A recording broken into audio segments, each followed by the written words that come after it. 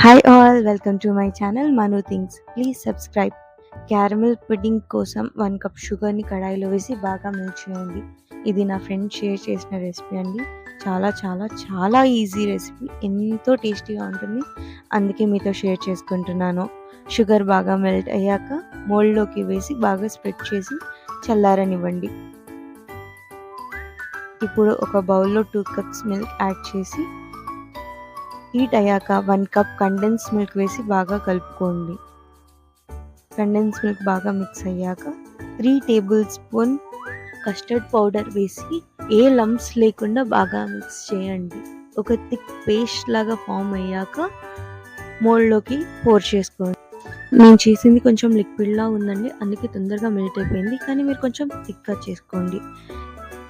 ఫ్రిడ్జ్లో పెట్టి కొంచెం చల్లగా ఒక 4-5 అవర్స్ తర్వాత చల్లగా అయ్యాక ప్లేట్లోకి సర్వ్ చేసుకొని టేస్ట్ చేయండి.